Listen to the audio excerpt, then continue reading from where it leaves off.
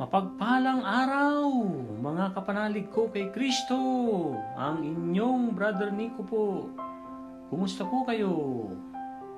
Bago po ang lahat, God is forever in control. Sabayan niyo po ako, mga kapanalig, sa dasal ni Pastor Joel Austin at sa napakagandang dasal ni Father Jerry Orbos. Ito po. Una, yung kay Pastor Joel. Panginoong Hesus, pinagsisisihan ko po ang lahat ng aking mga kasalanan. Manahan po kayo sa aking puso. Dahil ituturing kitang aking Panginoon at tagapagligtas. Amen. Kay Father Jerry Orbos naman, Lord Jesus, thank you for everything. Lord Jesus, take care of everyone. And Lord Jesus, thy will be done. And my life, my buhay, is in your hands. BTS. B as in believe, T as in trust, S as in surrender.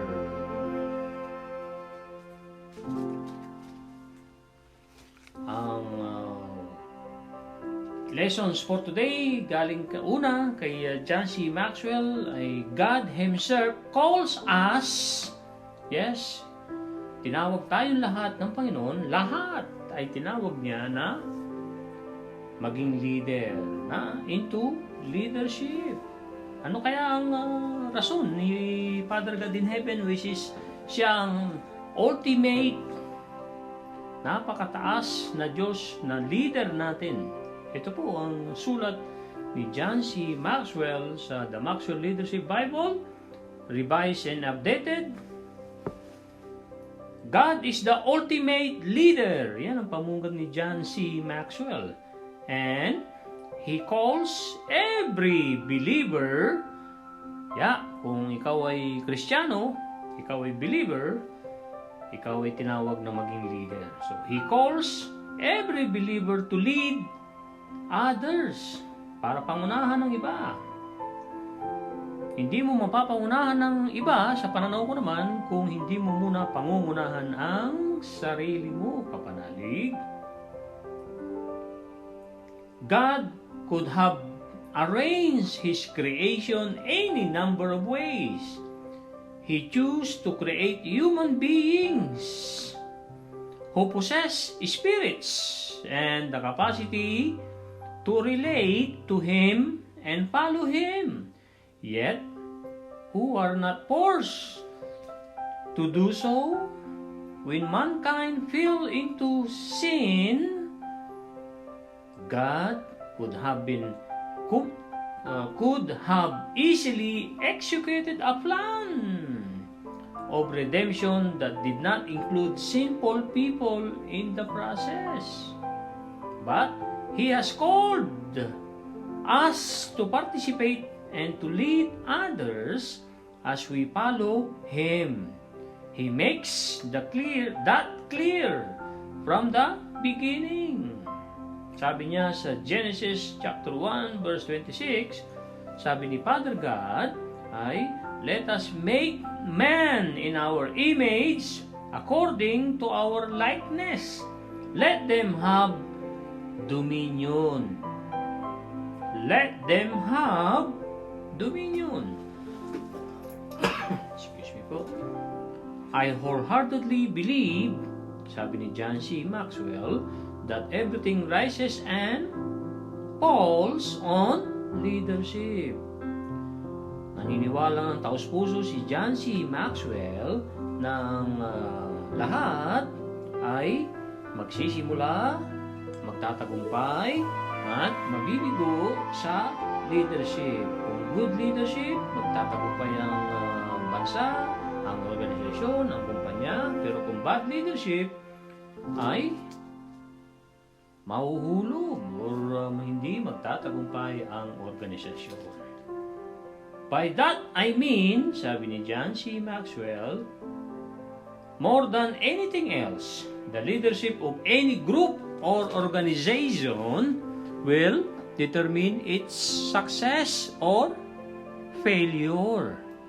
You can see the epekto of leadership frequently in the Bible. In ancient Israel, when God's people had a good king, ano po nangyayari? Ano nangyari sa Israel? Kung mayroon silang good king, sila ay nagpo-prosper, sila ay nagtatagumpay. Sabi ni John C. Maxwell, all was well with the nation.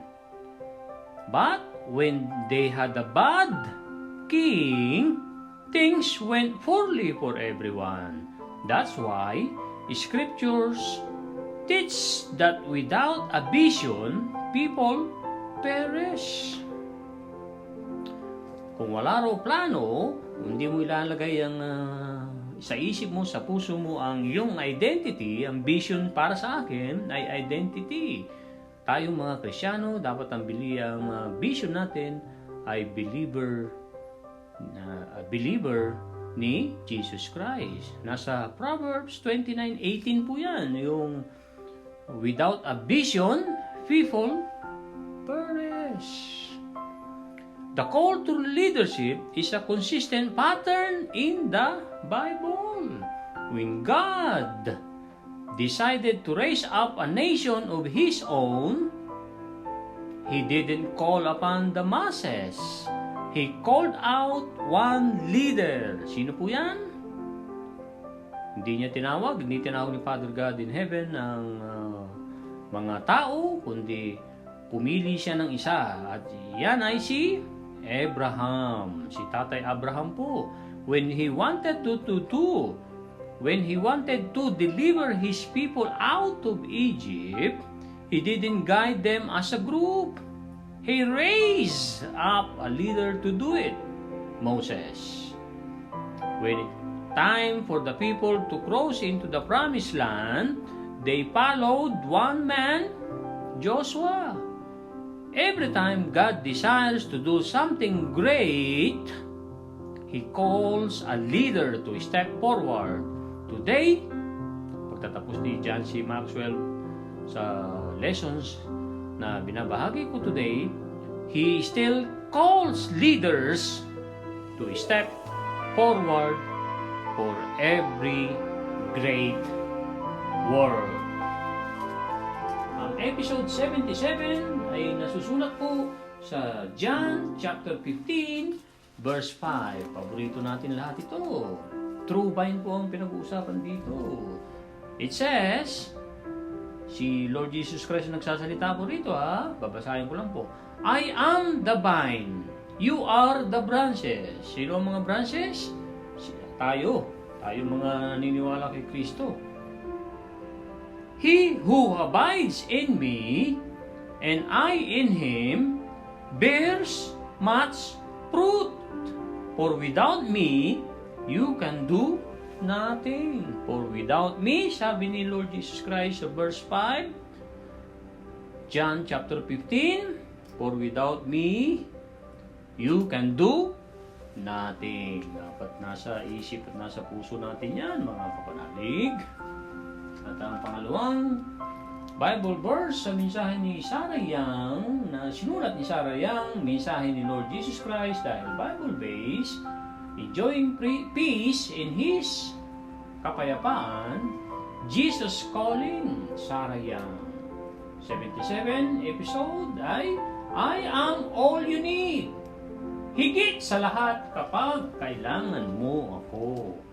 Ang scriptures na pangalawa ay James chapter 1 verse 4. It says, but let patience have its perfect work, that you may be perfect and complete, lacking nothing.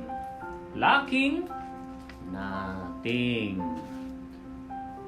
Ang desiderada na mensahe for today ay ito po.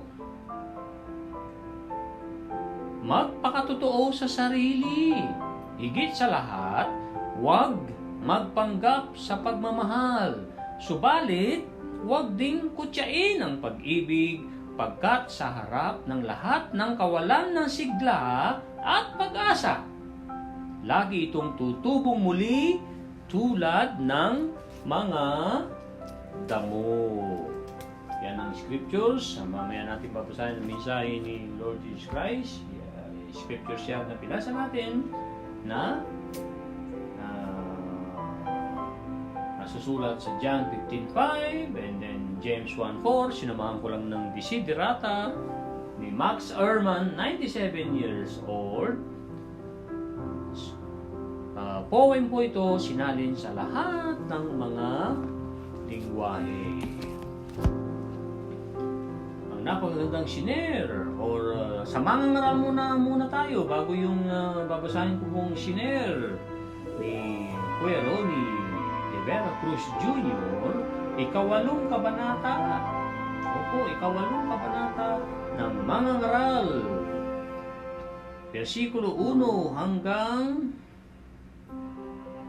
17. Hatiin po natin to. 8 muna today sa grasya ng Panginoon sa tulong ng banal na Espiritu at siyang bukas kung pahihintulutan tayo ng Panginoon kung luluubin niya. Ito po ang pangungad ni King Solomon sa mga ngaral, ikawalong kabanata. Sino ang ipapantay sa taong matalino na nakakasaliksik sa lahat ng bagay? Ang karunungan ay nagpapasaya sa mukha ng tao, pati ang matigas na anyo ng mukha ay nawawala. Sundin ang hari.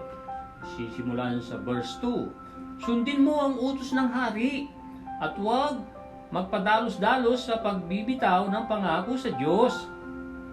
Lumayo ka sa harap ng hari at huwag mong ipagpipilitan ang anumang labag sa kalooban niya sapagkat maaari niyang gawin ang lahat ng magugustuhan niya. Ang utos ng hari ay di mababali at walang makakatutol sa anumang gawin niya. Ang masunurin ay hindi mapapahamak at alam ng matalino kung ano ang dapat gawin, kung kailan at kung paano dapat isagawa. May kanya-kanyang panahon at paraan para sa lahat ng bagay, ngunit di natin ito lubusang nalalaman. Walang makakapagsabi kung ano ang maaring mangyari at kung paano ito magaganap. Last verse for today, mga kapanalig, verse 8. Isimulan natin verse 9 bukas sa grasya ng Panginoong Hesus. Ito po ang verse 8. Kung papanong di mapipigil ng tao ang hangin, gayon din di niya mapipigil ang pagdating ng kamatayan. Sa panahon ng digmaan, walang mapagtataguan, hindi tayo makakatakas. Ito na po ang shiner ni Kuya Ronnie de Vera Cruz. Ang ganda-ganda ng kanyang mga mensahe araw-araw. Talagang very inspiring. Ang una po ay about kay Seneca. Sino po ang Seneca? Yan yung mga mentor ni Marcus Aurelius. Nauna pong Stoic philosophers po yan. At sila ay mga napakatinding philosophers. Ito po ang sabi ni Seneca na courtesy ni Kuya Ronnie de Vera Cruz Jr. It says, a person who possesses deep wisdom derives valuable insights from observing the struggles faced by others, using them as a guide to avoid encountering similar predicaments. Sa Exodus po naman, sinabi ni Moses sa Diyos, kung hindi po ninyo kami sasamahan, huwag nyo na lang po kaming paalisin sa lugar na ito. At sabi ni Father Hans, magdurulang, TV Maria Philippines, binahagi pa rin ni Kuya Romy na aking kuya. Sabi ni Father Hans, we have the gift of the Holy Spirit with us. We have the gift of the Holy Spirit within us. Within us. Ano mga kapanalig ko kay Kristo? Ano po ang inyong uwi sa episode 76, October 25, Ako ay Diyos na sumasayo. Yes, talagang ang ating Panginoong Hesus ay sumasa atin. Kaya napakapalad natin. Kaya talagang dapat tayong sumamba ng todo sa Kanya, ibigay ang kredito sa Kanya, kasi nga siya ay nag-iisang Diyos na may kontrol ng lahat. So, ang sabi pa niya sa episode 76, kabuuan ng Ako ay Diyos na sumasayo sa lahat ng oras at sa pamamagitan ng walang hanggan. Huwag mong hayaan ang pagiging pamilyar mo sa buhay, ang mga konsepto ng iyong buhay na ikaw na ay pamilyar, alam mo na ang gagawin, at inaasahan mo na lang dumedepende ka sa sarili mong kakayanan, ay nagpapamanhid at nakakaapekto sa iyong kamalayan. Kasi nga ang aking walang hanggang presensya may perpetual presence. Sabi niya, ang ibig sabihin po niyang may perpetual presence, ang aking walang hanggang presensya sa iyo pwedeng maging tuloy-tuloy. So nasa atin na lahat yan mga kapanalig kung patutuloy-tuloy natin. Pero hindi magsasawa ang ating Panginoon dahil ang kanyang presensya ay walang hanggan. So ito ay pinagmumulan ng perpetual presence o walang hanggang presensya ng Panginoon ay pinagmumulan ng kagalakan at sumisibol at umaagos, ang napakasaganang buhay na handog niya. Ang pinagagawa sa atin sa episode 76 pa rin tayo mga kapanalig, ay hayaan daw natin ang ating isip na umalingaw-ngaw. Meaning, ang ibig sabihin ni Lord Jesus Christ dito na umalingaw-ngaw ang ating isip na dapat na ginagawa natin kasi yun ang utos niya, ay ito ang ating sasabihin. Babanggitin daw natin ang pangalan niyang Jesus at ang Panginoon na nagliligtas at ang Panginoon na sumasa atin. Emmanuel, ang ibig sabihin ay God is with us. Ikaw ay magsikap para manatiling may kamalayan sa aking presensya kahit na. Yes. Magsikap ka na manatili kang may kamalayan sa aking presensya kahit na ikaw ay maraming pinagkakaabalahan na sa bawat sandali meron kang ginagawa dito, meron kang ginagawa doon. Pero ang dapat natin daw gawin, sabi ni Lord Jesus Christ, ay ito po. Kausapin mo ko na lahat na nagpapagalak sa iyo at lahat na nagpapatakot sa iyo. Ano man ang nasa isip mo, anak, ay sabihin mo sa akin yan. Itong mga napakaliit na hakbang araw-araw ay napakagandang disiplina na ito ay gawin mo.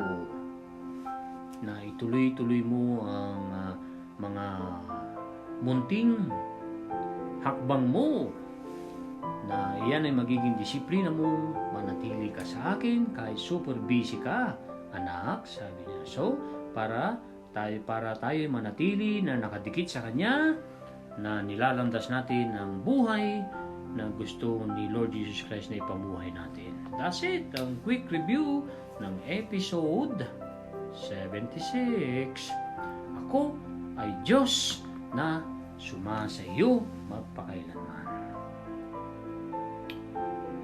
Ang episode 77 na binasa po natin kanina na scriptures, John 15:5 sa True Vine at James chapter 1 verse 4. Ito po, come to me when you are hurting and I will soothe. Patahimikin, pakalmahin ang iyong pain. I will soothe your pain. Come to me when you are joyful and I will share your joy, multiplying it many times, over and over. Kasi, sabi ni Lord Jesus Christ, I am all you need, just when you need. Ulitin ko po, I am all you need, just when you need it. Your deepest desires find fulfillment in me alone. This is the age of self-help. Bookstores abound with books about taking care of number one. Abound ay sagana, umaapaw, making oneself the center of all things. The main goal of these methodologies, ang methodologies na Tagalog ay mga pamamaraan, is to become self-sufficient, na ikaw ay nagsasarili, and confident, na ikaw ay kumpiyansa. However, have been called to take a road less traveled. Continual dependence on me. True confidence comes from knowing you are complete in my presence. Everything you need has its counterpart in me. Ito na po ang ating pagdinilay-nilay sa napagandang episode 77 sa grasya ng Panginoong Hesus at sa empowerment sa tulong ng banal na Espiritu. So, halika, sabi ni Lord Jesus Christ. Nag-aanyaya si Lord Jesus Christ na tayo ay pumunta sa Kanya.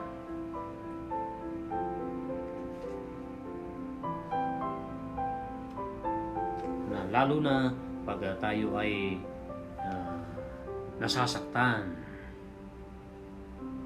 Yan. Halika! Kahit na sa sitwasyon mong ikaw ay nasasaktan, halika anak, sabi niya. Oh, wow, napakaganda. Na salita ng ating Panginoong Hesus para sa ating lahat. Halika, na kahit ikaw ay namumblema, sumusuong sa maraming bagyo, at maraming mga inaalala, maraming ikinakatakot, at ikaw ay talagang yukong-yuko na sa mga bagyong iyong sinusuong, halika. Kasi patatahimikin ko ang mga bagyo ng buhay mo, at ang mga sakit ay tatanggalin ko. Wow! Napagandang mensahe ni Lord Jesus Christ para sa atin lahat, mga kapanalig. Kaya, halika, muli ang salitang muli ni Lord Jesus Christ, halika. Kung ikaw ay galak na galak, at ibabahagi ko ang iyong kagalakan, at padadamihin ko pa ng todo-todo, over and over. Kasi, ako, I am all you need. Ako lang ang kailangan mo, at higit sa lahat, kapag kailangan na kailangan mo. Dahil madalas mga kapanalig, pagka nangangailangan tayo minsan sa ibang tao, minsan wala sila. Kaya sabi ni Pastor Ed Lapis sa pagtukoy kay King Solomon, okay na tayo magmahal ng todo sa ating kapamilya, sa ating mga kapatid, pero kung malayo ka sa mga kamag-anakan mo, kapatid mo, ay pakisamahan mo ang ibang tao dahil talagang kailangan mo ang kapitbahay mo.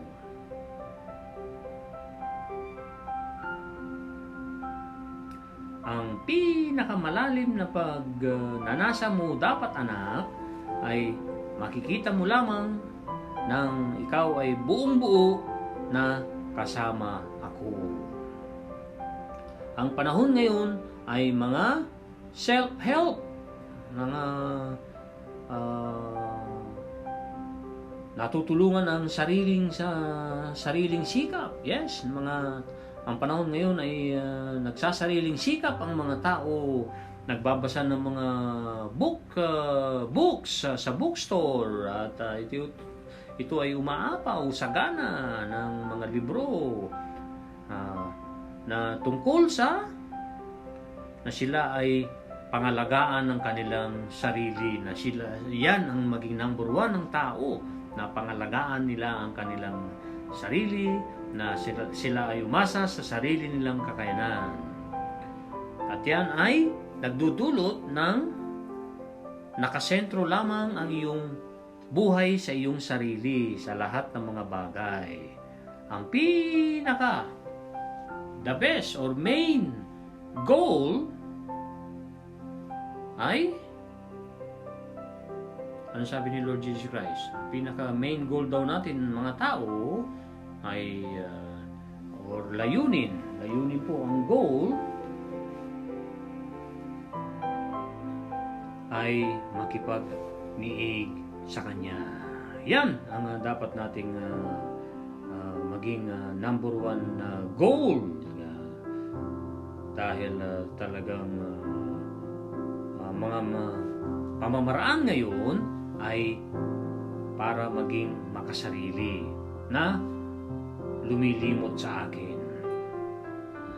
Dahil ang self-sufficient ay nagbibigay nga ng kumpiyansa sa sarili, pero yan ay makasariling pamamaraan na lumilimot sa akin. Yan ang alam kong pagdidiin ni Lord Jesus Christ. Kaya ang paalala niya ay ikaw ay tinawag ko na ikaw ay maglakbay sa konting daan. Hindi mo kailangan ng maraming daan. Hindi mo kailangan gumawa ng marami na ikaw ay jack of all trades. Yes, jack of all trades.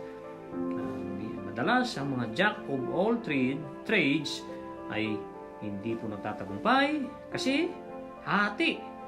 Hindi sila nakakapag-focus. Oo, marami silang alam na trabaho, pero may hangganan ng kanilang tagumpay dahil hindi sila expert. Dahil mahirap po yung expert ka sa lahat ng bagay. Ginawa tayo ng Diyos na mayroon tayong kahinaan at mayroon tayong kalakasan. At ang episode 76 ay tinawag tayong hindi dahil sa kalakasan natin, kundi dahil talentado tayo, kundi sa ating kahinaan.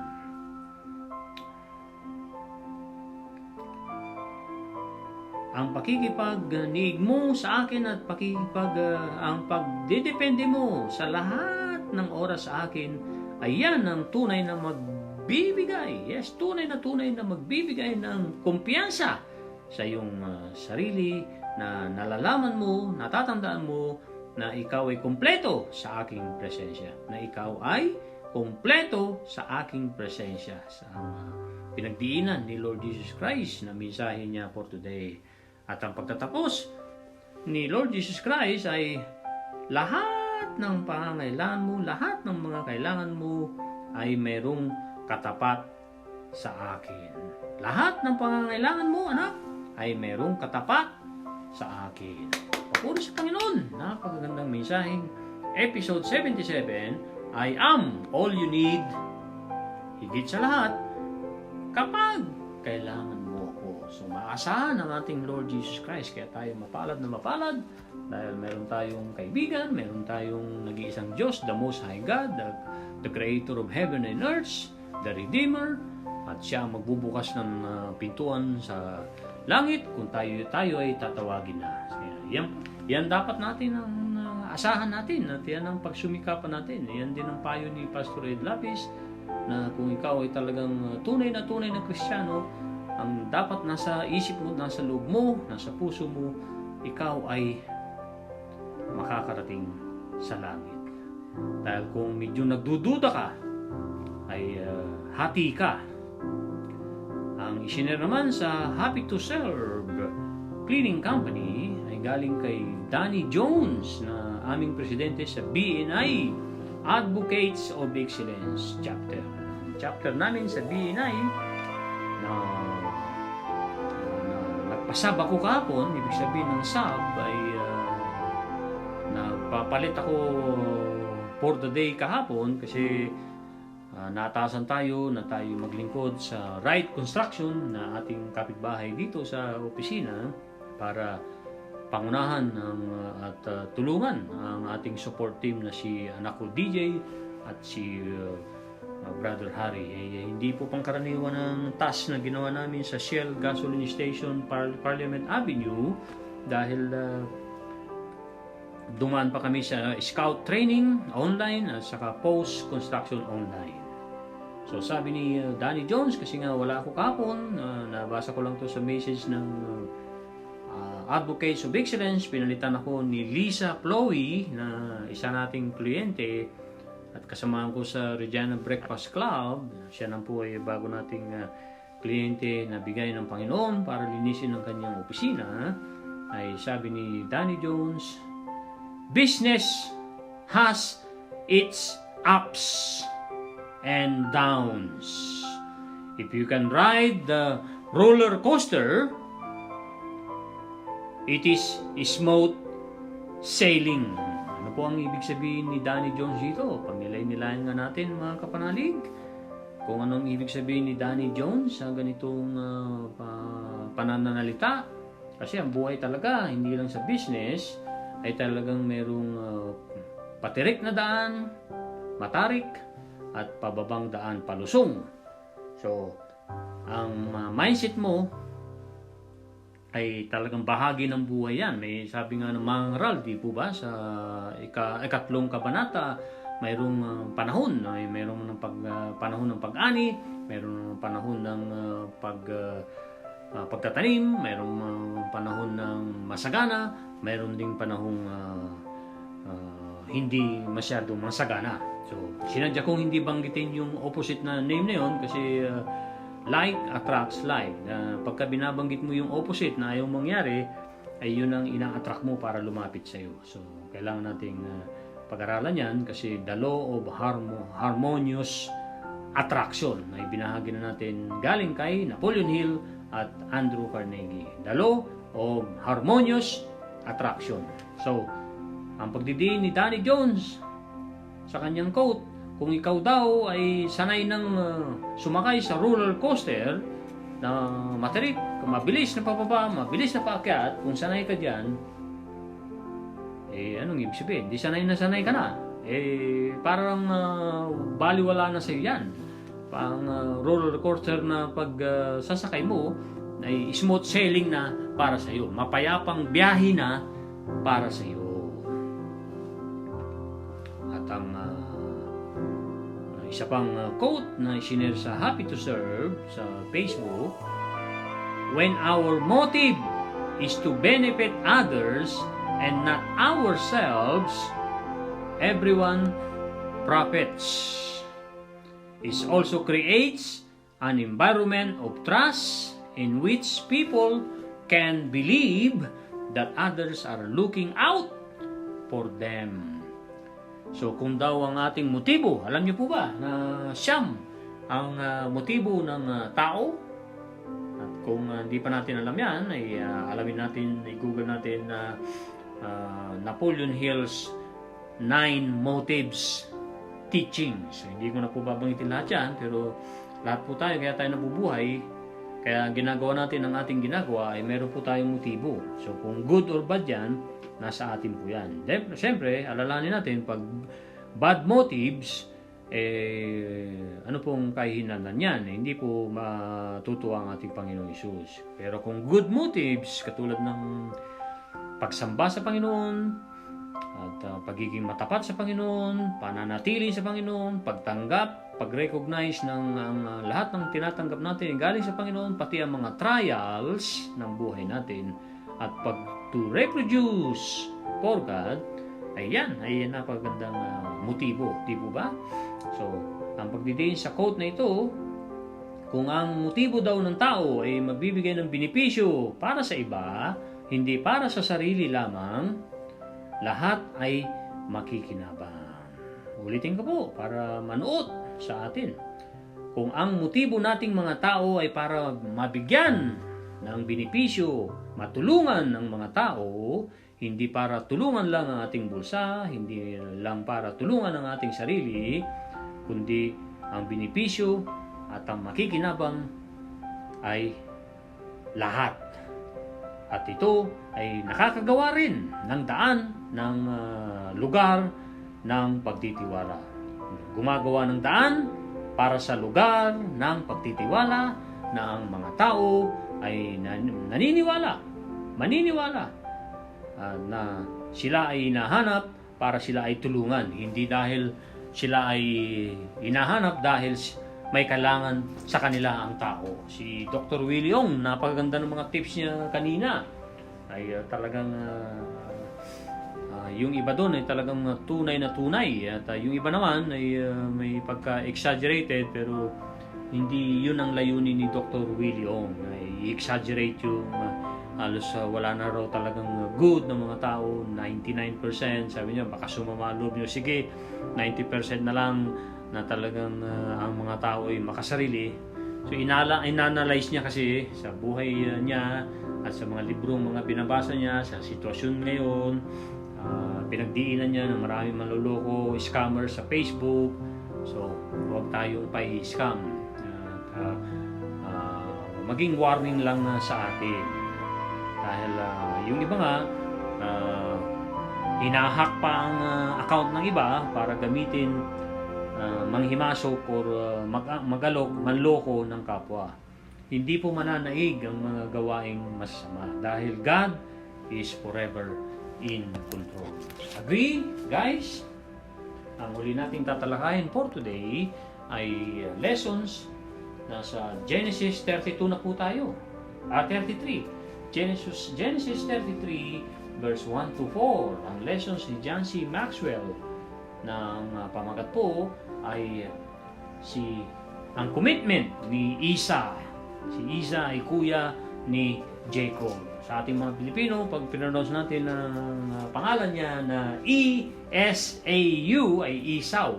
Pero sa Ingles ay Isa. Silent U.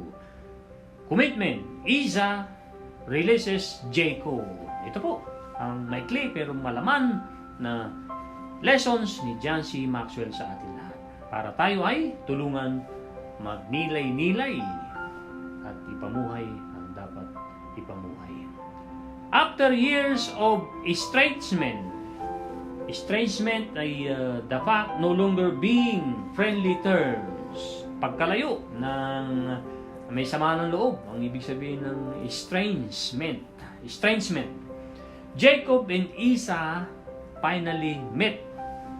Kung mababanaog nyo, parang cinematic, matagal nagkasamaan ng loob, lalo si Kuya Isa na niloko ng kanyang kapatid na si Jacob sa pagkutsaba ng kanilang nanay na si Rebecca na mapunta yung blessings kay Jacob na supposed to be sa Kuya Isa niya sa blessings ng kanyang ama na si Isaac. So, ibanaag nyo mga kapanalig, imagine nyo yung senaryo na magtatagpo na ang galit na si Isa noon na gusto niyang patayin si Jacob kasi nilinlang siya.